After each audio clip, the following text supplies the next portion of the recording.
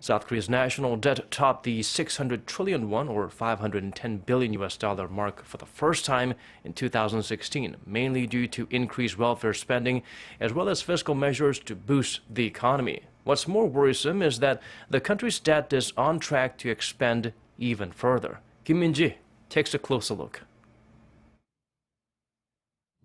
Korea's national debt has more than doubled in the past decade. According to the National Assembly Budget Office, as of last year, the country's debt stood at almost 640 trillion won, or roughly $540 billion. National debt refers to the total amount owed by the central and local governments to the Bank of Korea or to domestic and foreign creditors. It does not include debt owed by state-run firms or the central bank itself.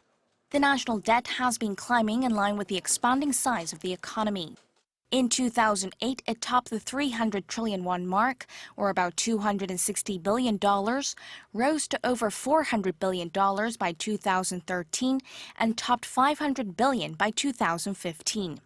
This year, the figure is expected to reach $580 billion. That means national debt per capita has also risen, last year standing at over $10,000. For now, the country's fiscal health is in relatively good shape. As of 2015, the country's debt-to-GDP ratio stood at a little under 38%. And while debt including non-profit state-run institutions was a little higher at 41.8%, that's still much lower than the OECD average of over 115%.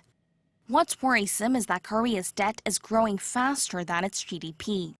The sharp increase has been attributed to big spending on welfare to tackle social issues like the nation's low birth rate and aging population. Another factor has been more aggressive fiscal measures aimed at propping up the ailing economy. There are concerns that debt could rise more quickly down the line, with Korea on track to post economic growth under 3% in 2017 for the third straight year.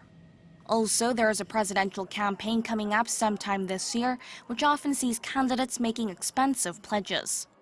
Experts warn that it may not be easy to find the money for those, urging the government to come up with measures to deal with structural issues in the economy and find new areas of growth so as not to hurt the nation's fiscal soundness. Kim Min-ji, Arirang News.